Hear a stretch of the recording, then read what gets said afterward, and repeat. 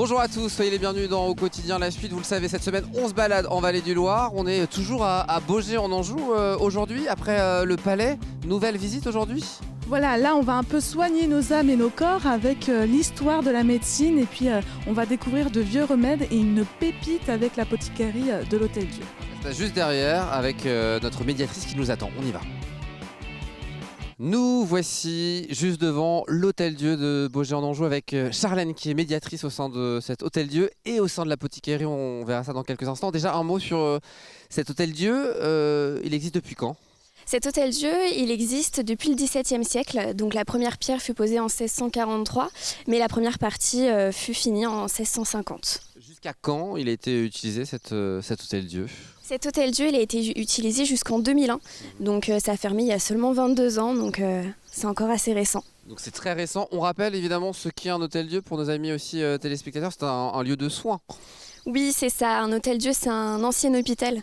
Donc ici du XVIIe, donc à l'intérieur, il y avait des malades et ces malades étaient soignés par des sœurs, des religieuses.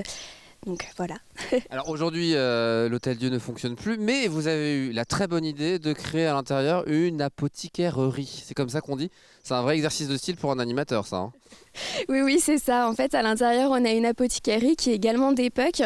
Et donc, à l'intérieur, il y a encore certains médicaments que vous allez pouvoir découvrir. On y va ? Vous êtes prêts ? C'est parti, Charlène ? On y va. Alors, avant de découvrir l'apothicaire-rie, on est ici au sein de ce dortoir où on pouvait recevoir les malades. C'est le premier lieu qui a existé au sein de cet Hôtel-Dieu ? Alors c'est la salle commune, donc la première salle des malades qu'il y a eu ici en 1650 en effet, qui était une salle qui était mixte à l'époque. Il y avait les hommes d'un côté et les femmes de l'autre. Donc c'était l'ancêtre de l'hôpital en fait. Quand on était malade, on venait ici. Oui, c'est ça. C'est ici qu'il y avait les lits, comme il y a une reproduction aujourd'hui, donc avec des lits à baldaquin un peu partout. Le public peut évidemment visiter ce lieu, à la fois cet espace et puis il y a un espace un peu plus musée derrière.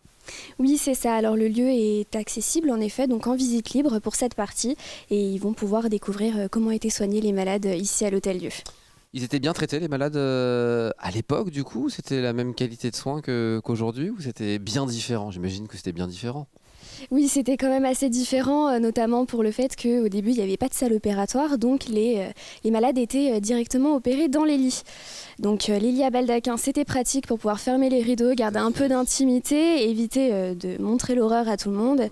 Et pour ça, ils avaient quand même quelques ingrédients, parce qu'évidemment, il n'y avait pas d'anesthésiant, et ils avaient un petit peu d'opium quand même, qu'ils donnaient aux malades pour les mettre dans un état d'endormissement plus ou moins profond. Et c'est ce qui nous est expliqué ici à travers les différents espaces qui existent ? Oui, ici on parle plus du soin du corps avec le soin de l'âme, des âmes également. Donc en effet, on soignait bien les malades ici dans ces lieux. On peut voir différents instruments, différents ingrédients dans l'apothicarie. Et il y a toutes les parties ensuite avec la chapelle et les parties destinées aux religieuses un peu plus loin. Alors justement, il y a une chapelle, c'est important de le dire, évidemment, Hôtel-Dieu, une chapelle évidemment pour aller prier. Le religieux était évidemment en lien avec le soin à l'époque. Oui, c'est ça exactement. Ça passait par le soin des âmes. Donc oui, il y avait toujours cette chapelle et il y avait des offices qui étaient privés pour les malades, mais aussi publics avec la population baugeoise qui pouvait venir ici dans la chapelle de l'Hôtel-Dieu. Ben voilà pour cette belle découverte et puis on va prendre la direction à présent de l'apothicaire-rie. Ça y est, nous y sommes au sein de cette apothicaire-rie. Alors, il y a des choses bien spécifiques avant de rentrer, vous me l'avez expliqué Charlène. Le lieu est classé, donc on ne peut pas notamment marcher partout et surtout on ne doit toucher à rien. Oui, c'est ça. En fait, il y a la majeure partie, voire toute l'apothicarie qui est classée au monument historique. Et donc, même le parquet est classé. C'est pourquoi on a des tapis rouges au sol. On ne doit pas marcher sur le parquet pour éviter de continuer à l'abîmer et marcher seulement sur les tapis. Alors, le lieu classé, parce qu'il y a une véritable histoire. Est-ce que vous pouvez nous la rappeler en quelques mots ? Quand est-ce qu'a été créée cette apothicaire-rie ? Alors déjà, qu'est-ce que c'est une apothicaire-rie ? On va commencer par ça. Alors une apothicaire-rie, c'est un endroit où on conserve les médicaments et les ingrédients qui sont nécessaires à la préparation.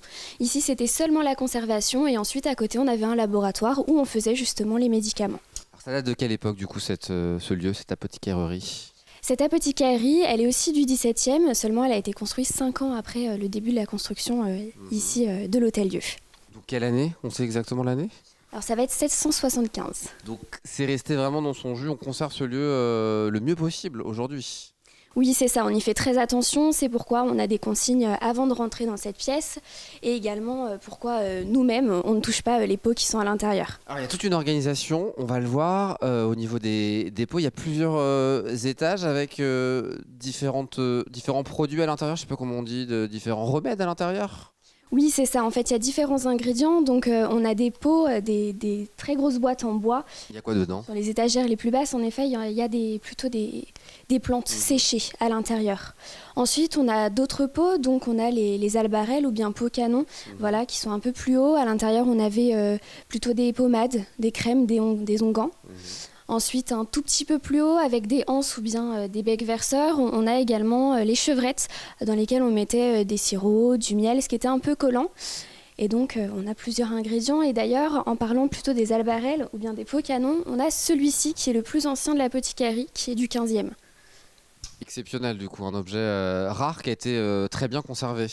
Oui, c'est ça, on y fait toujours très attention, donc on le laisse là. Et puis il y a un système ça va parler à certaines personnes qui nous regardent, un système de pilulier, alors ça date de l'époque. Hein. Voilà, c'est ça, vous avez des différents piluliers, donc soit en faïence, soit en verre.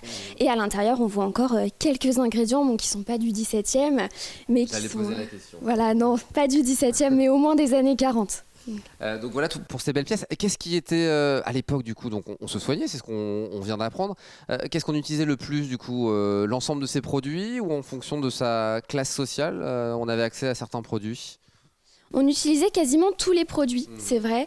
Après, il y avait des produits qui étaient un peu plus atypiques. Donc, par exemple, on a une silène de momie qui aujourd'hui est prêtée pour une exposition à Toulouse, mais on a encore quelques échantillons de doigts de momie. Alors, c'est quoi cette silène de momie? C'est-à-dire que c'est des doigts de momie qui nous soignaient?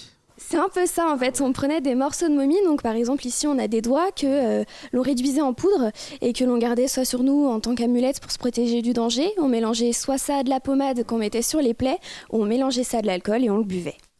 Et puis il y avait tout un système d'organisation du coup. Ici on faisait la conception ici des produits, des médicaments, ou on les conservait? Ici, on les conservait juste et donc on avait le laboratoire qui était juste derrière la porte, qui est par ici. Et donc c'était là-bas que l'on faisait les médicaments. Ici, on venait juste chercher le pot, on l'emmenait dans le laboratoire, on prélevait ce dont on avait besoin et ensuite on revenait mettre le pot ici. C'était quoi les maux de l'époque du coup? De quoi on souffrait le plus à l'époque, au XVIIe siècle? Eh bien, on souffrait un peu de tout. De tout aussi comme aujourd'hui en fait. C'était un peu ça, oui. On essayait de guérir un peu tout, c'est vrai. Donc on avait évidemment des méthodes différentes d'aujourd'hui, mais on retrouve encore des ingrédients comme de l'arnica qu'on utilise encore aujourd'hui, donc ça va. Il y a des produits d'aujourd'hui qui existaient déjà à l'époque. C'est ça, oui. Merci beaucoup Charlène, bel été. Merci, vous de même. Et merci pour cette belle balade et cette belle visite aujourd'hui. Allez, fin de ce quotidien la suite, on va se donner rendez-vous demain pour une nouvelle découverte en Vallée du Loir. On va quitter l'Anjou pour revenir en Sarthe demain. Voilà, c'est ça, on rejoint un peu nos terres sartoises pour aller du côté de Marson avec la base de loisirs du lac des Varennes où on va découvrir la trottinette des mers. La trottinette des mers? Ah, mais c'est une belle découverte, c'est quoi? En fait, on va découvrir une autre façon de s'amuser avec des loisirs aquatiques et vous allez voir, tu risques d'être un peu mouillé. Ça va être très sympathique avec un petit pantalon blanc. On verra ça demain. Soyez au rendez-vous demain 18h45 pour un nouveau Au quotidien la suite depuis la vallée du Loire, hein, c'est très bien gardé. C'est important de le dire. À demain. Qui bouge-toi sur ce flot. Nanana. Voilà, c'est la bonne humeur. Trottinette des mers. J'ai jamais fait ça moi. J'espère que tu vas tomber à l'eau vu le coup que tu viens de faire.